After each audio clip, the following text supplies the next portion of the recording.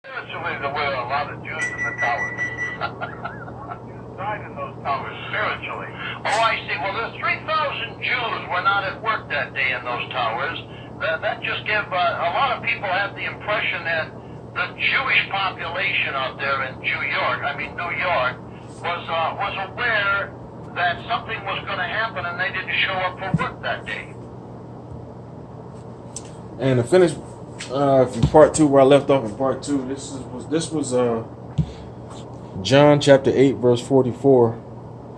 You are of your father the devil, and the desires of your father you want to do.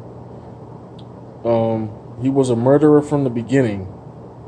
You know, the father of the devil, Satan, is Esau, so-called Caucasian.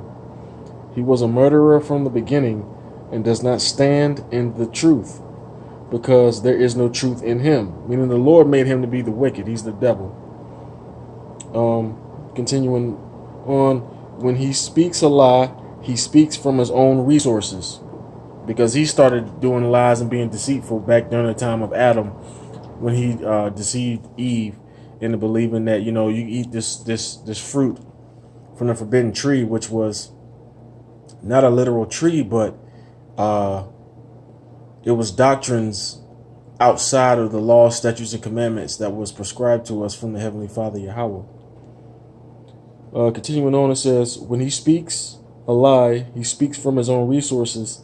He is a liar and the father of it. And that's when it started back then. And that's when all lies and death and everything, and women having pains during, you know, labor pains, as opposed to just, you know, that's when we started dying and all this good stuff. So back to the video. You know, this dude is the devil.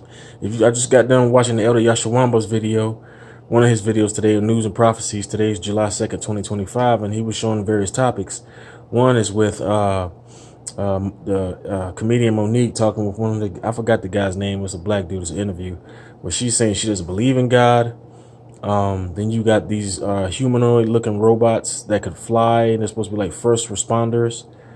You know, Esau is just all over the board, causing and creating madness and running rampant with all these false doctrines. Remember, the scripture says he is a forger of lies and physicians of no value. If any of these technologies that he's talking about as he ushers in his technocracy 1 second at a time did anything remotely what he was talking about, I mean, you would see they would look like the poster child for health, but they're still aging, skin is still sagging, they're still graying out. What it is that the forger, he's a forger of lies. It's a pseudo technological utopia, and it's really an enslaving dystopia, and he wants to do that to all citizens. He's not just going to stop with the children of Israel. He's going to do this to all nations, because he understands the scriptures that speak about, you know, the nation of Israel, the Israelites, so-called Negroes, Latinos, and Native Americans being scattered all over the four corners of the earth, and we mixed and mingled with the women of the other heathen nations. So you got Israelites that have blonde hair and blue eyes, and Esau is well aware of this. The scripture says that one of the scriptures says, thou art wiser than Daniel. You know, and Daniel was a prophet of the nation of Israel, and Daniel was highly wise, and the Most High saying he's wiser than that. So Esau doesn't want to take any chances, hence why he's going to do like what it says in Revelation chapter 13 verse 16, for he causeth all, both small and great, rich and poor, free and bond, to receive a mark in either in their right hand or in their forehead, because he can't tell who is an Israelite and who is a heathen. But he really doesn't care about that. He wants to own and rule over all people anyway. So back to the video.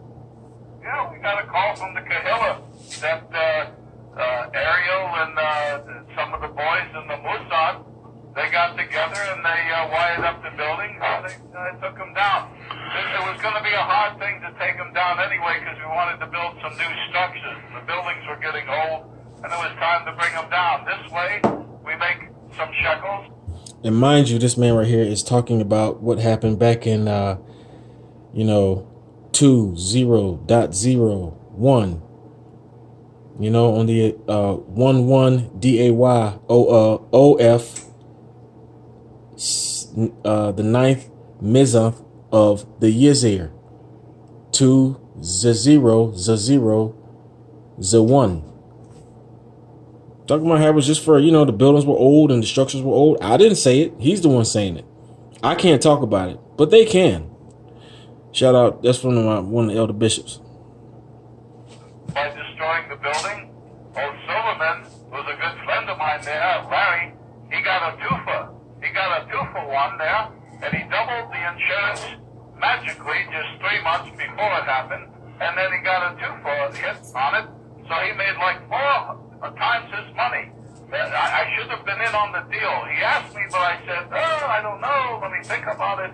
It took a little too long for me to think about it, and he pulled the plug. He pulled it, as they say, and so the buildings come down. But at least I got in on the market, and I was short American Airlines, I was short United Airlines, I was short London Insurance Company because they took a big hit. Allianz Insurance Company, I was short them. So I made a few chuckles. Well, let me ask you this. There's a lot of speculation here.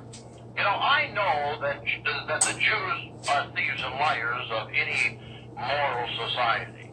Now, I want to thank you for coming on tonight and talking to me, because I also know that there's no conscience among Jewry. And Rabbi Finkelstein, it doesn't matter what I say to you, it's going to bounce off you like water off a duck's back, right?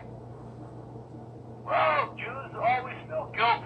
We've always felt the guilt. We have a conscience. The only conscience you have is when you can't steal all the money from anyone or any country. Well, you're hitting a little close to home, but you're correct.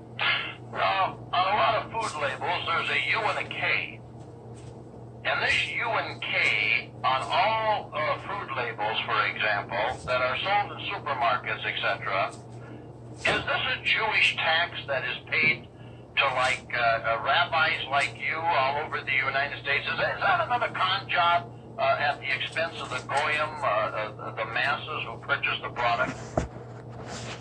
Well, I didn't get in on that one, but yeah, it's a lot of other rabbi groups. They tax the food, and you could call it a tax.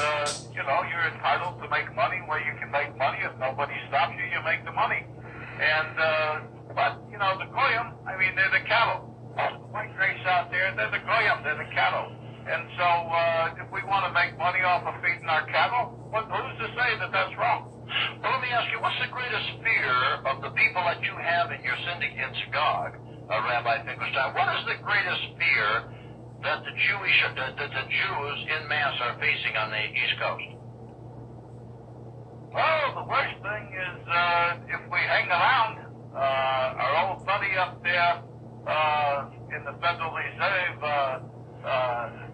Alan, he's going to pull the plug on this U.S. dollar. And we want to make sure that we're into Swiss francs or into euros or Japanese yen or something before that happens. We'll get the call from the Qadash. We're liquidating now, little by little.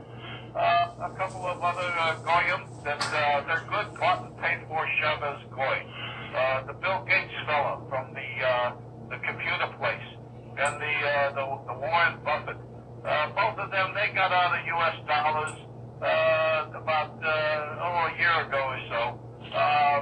We told them, to liquidate, and but we're still hanging on there. So we made a little extra interest since they were out of the market. They got a lot of shekels themselves. I see where you Jews have finally taken over the National Rifle Association. A Jewess by the name of Sandra Proman is now president of the National Rifle Association. Well, yeah, but we took over the NRA a long time ago. Charlton Heston, it's not known so much, but yeah, he's a nice Jewish boy. We let him play Moses in the movies back in the 50s. We took the NRA over long ago. All the organizations out there, the Jew controls it. Everybody knows that. I've read in your Talmud where it says that if you're to have any opposition, you will control that opposition. Now, notice he said, he stated a book that the Jewish people follow, and it wasn't the Holy Bible. That consists of the Old Testament, the Apocrypha, which are the missing books, and the New Testament. He said the Talmud. Now, you can go to YouTube and you can type in the Talmud audiobook, and listen at what is described in there. Listen about their philosophies and their principles. They wrote and prescribed. They published. They wrote and manufactured this book. And it's showing that they govern and live and rule and move under left-hand satanic means. Also look up Arthur Koestler's The 13th Tribe audiobook. It's about 11 hours long. It's a long book, but it oh boy, it really nails these people to a T, and it explains how they came into claiming Judaism and the whole you-ish concept that they follow. Well, of course, the smartest thing is to own both sides of every game. But you know the outcome. We own the Republicans. We own the Democrats. We got a lot of good Jewish boys on both of them, and the rest of them are good ones pay for Shabbos Goy, and we throw a few shekels into their campaign contributions that we give them, and our Jewish lobby in Israel, and they take the money and they do what we want so that we can make some shekels. If nobody stops it, who's to say we shouldn't be doing it? Don't you wish you could do it? You're not doing it. We're doing it.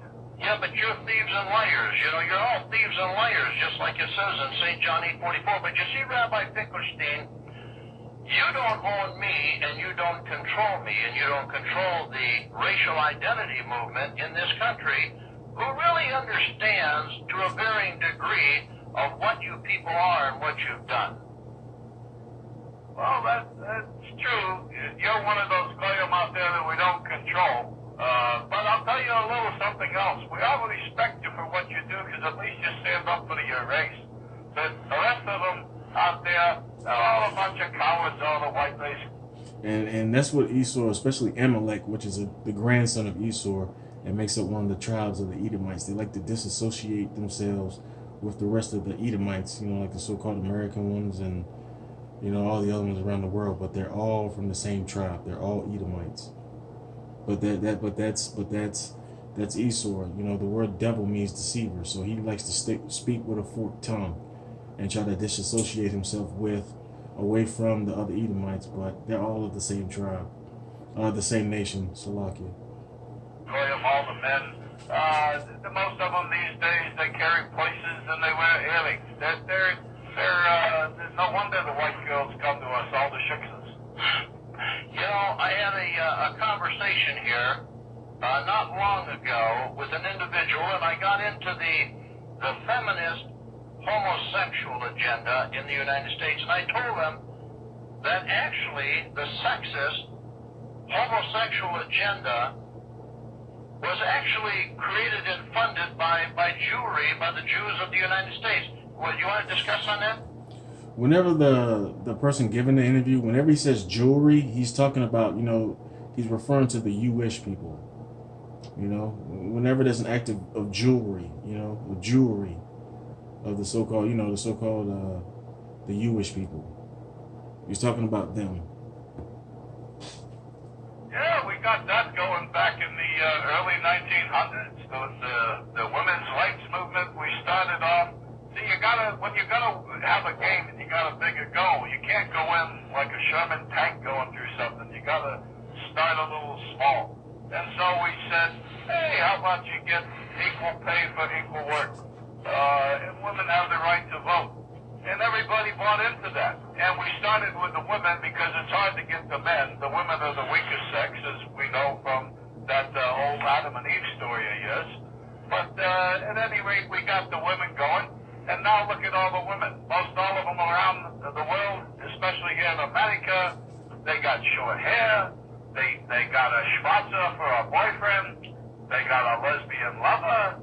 And now look at them. And now in today's time, with Trump and them in office, the Jewish people who run everything, the elite families, now they're pulling the rug and the services away from all the people in Babylon, which shows which is an act of war that the government is showing to the people of Babylon. So all these people who are leaning on Babylon for all it's worth and not thinking for themselves and moving away, now they're all on TikTok and YouTube just crying like baby back bitches because this dude is a real devil, man. He's taking all the resources so that he can replace it with, the micro C hip. You know, the precursor to that was the whole structure of the whole C ragamuffin, the jab, where they gave serious ultimatums. People have been working at jobs for 1, 2, and 3 and 4 decades, but said if you don't get the jab, the C ragamuffin, you can't work no more. And that's in reference to Revelation 13 and 16, where it says, or 13 and 17, where it says, no man might be able to buy or sell save he who have the mark. Now, the jizab was not the mark per se, but the structure, the skeletal frame of Revelation chapter 13, verses 16 and 17 is where they got that from. And here are both of those verses. He causes all, both small and great, rich and poor, free and bond, to receive a mark on their right hand or on their forehead, and that no one may buy or sell except one who has the mark, or the name of the beast, or the number of his name. Now, they're not going to come out and say that the C hip itself is the mark of the beast, like what's spoken of in the Bible, because like he just said right there about feminism and homo and LG and libiquita. He says you don't come in with the Sherman tank. You got to ease it on them.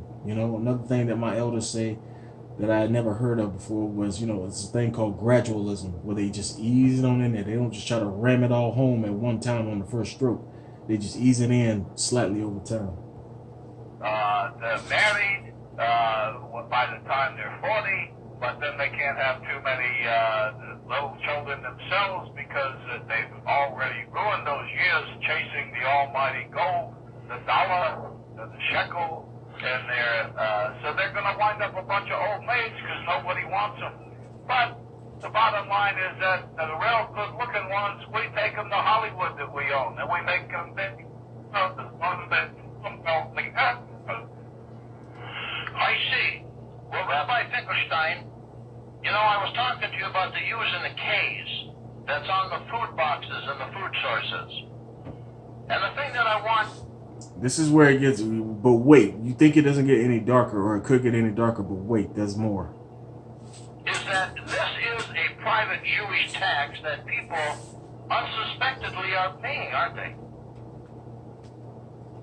Well, some know, some don't, but they better pay, because if they don't pay, they don't get the item. And the rabbis need to make some shekels too. I was talking to a person who journeyed over to Israel. And the United States has always been known as the land of milk and honey. They say over there, the United States is the land of milk and money. Would you like to relate to that? Well, what's in a saying? What can I say? A lot of people here in America, they still keep screaming about these 55 guys that they say formed the country a couple of hundred years ago. But the bottom line is that the Jews formed the country. We came over here. 1492 was that terrible year that we got kicked out of Spain. And Columbus, who was a Jew, he found them out to take us over here. We're gonna... And Christopher Columbus's real name is Cristobal Colon. See, the Amalek, one of the tribes of the Edomites, they love to do stuff like that, where they love to change their name. You wouldn't believe. I live out here in this town called Sedona. Damn it, everybody I come into contact with likes to use nicknames. They never like to give their government, so they can remain slippery in case some shit goes down and they need to get away. Classic Edomite move.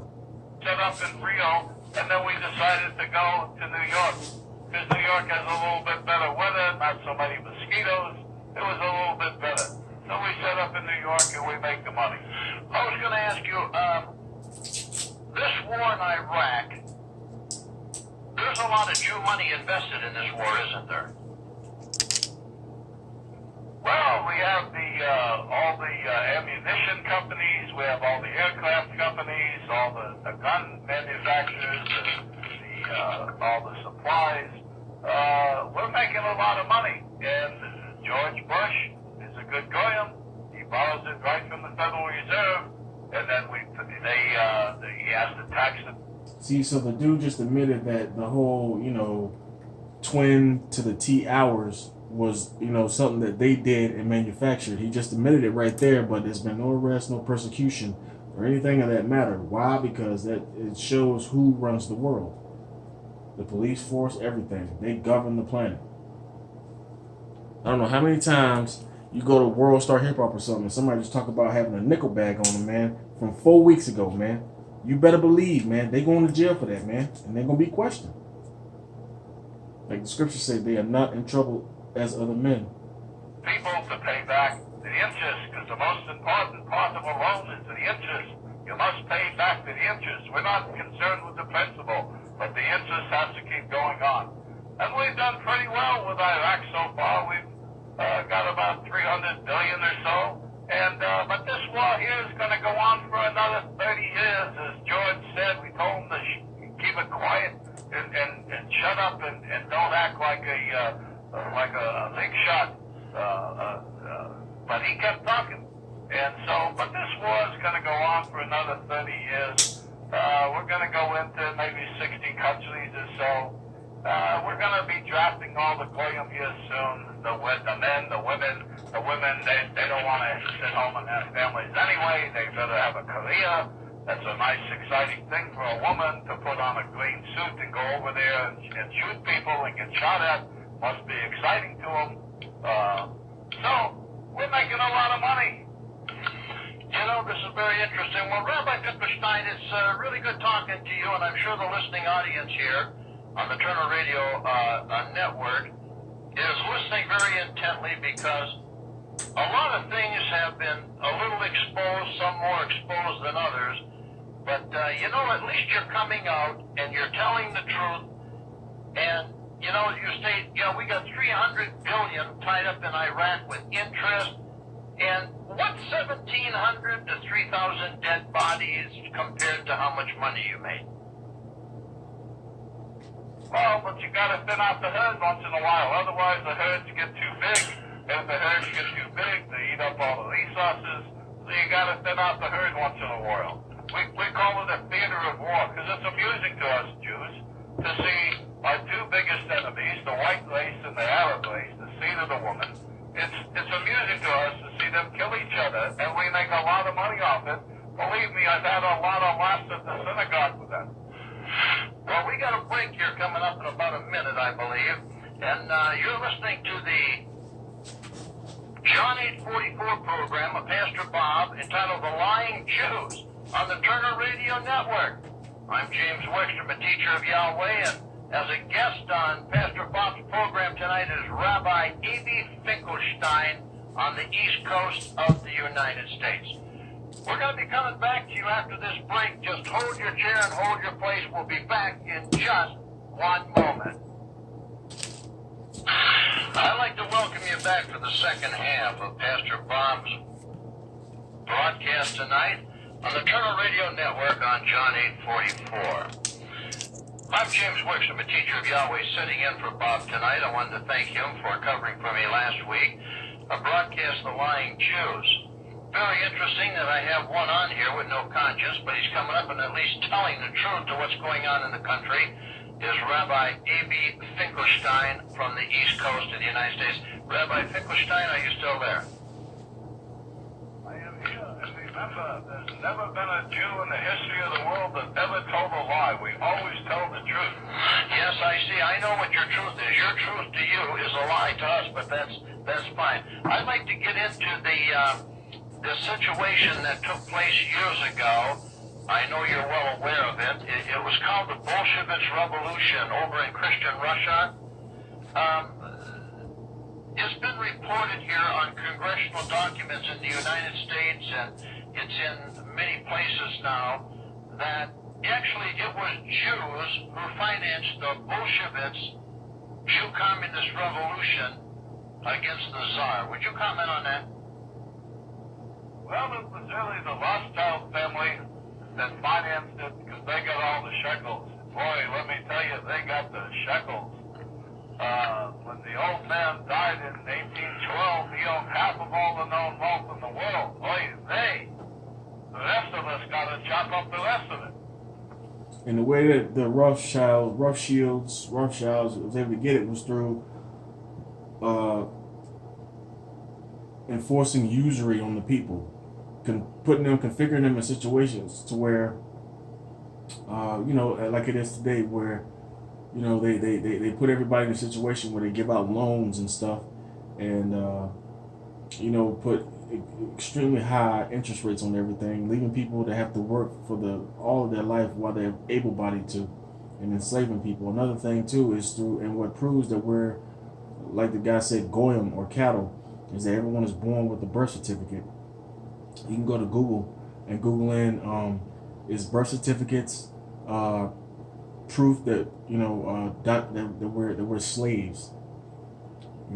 Every child that's born here in Babylon owes $100,000 as soon as they come out of their mother's womb. Every child, it doesn't matter what nationality that they are. So we're enslaved. We're in bondage through a myriad of contracts, like the elder Apostle Qadash always says. That's exactly where I learned it from. And Elder Apostle Qadash's channel is Daily Edification 4 for those of you who want to be who are inquisitive and want to learn more about the Old Testament, the Apocrypha, and the New Testament.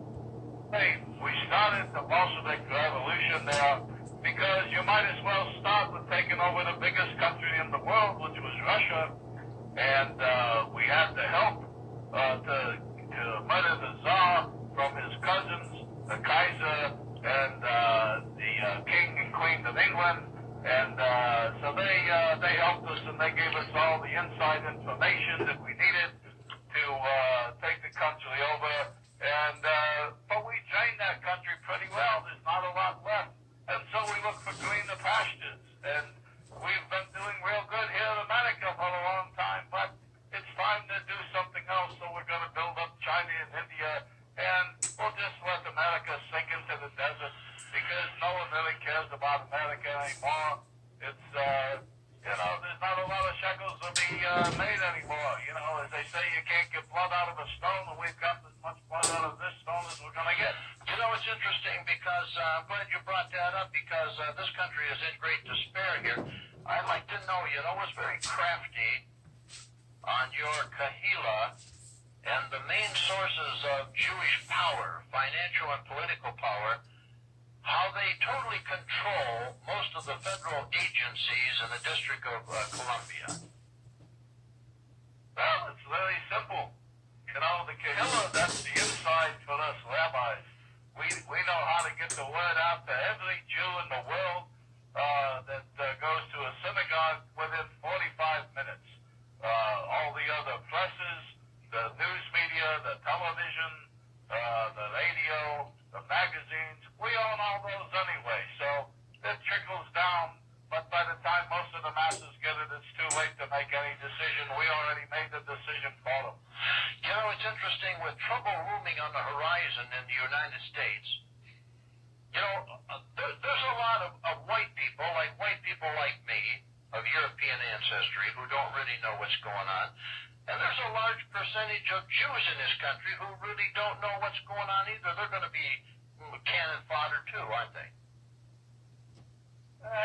There's a few at the bottom that don't go to the synagogue and they don't know, but they know, they hear that, with parties we discuss it, how we're going to wipe out the white race and wipe out the Arab race, actually let them wipe out each other and make a lot of money. That's pretty smart. Us Jews, we're pretty smart guys. And it's working like a charm too, because Babylon is getting ready to go. There's going to be sedition among men across different calibers. You're talking about class wars, gender wars, race wars, political wars. They're going to have sedition among men, like just the civil war here on Babylonian soil. And you just heard them. You just heard it straight out the horse's mouth. They orchestrated it all, and the people, who majority, a lot of them are heathens, and some of them are our people. They just don't have a clue as to what's going on. They don't know where to turn, and they're taking it and running with it hook, line, and sinker, because they're not stepping outside off the conveyor belt and looking at the same old shit that they keep just dousing everyone with on a continual basis through the media monster that they run and control. I know we'll get all the rest of the countries around the world, they'll wipe each other out, because us Jews, we're special. We're the chosen people, and we're the smartest people in the world, and we have always said down through the ages, we want a world of our own.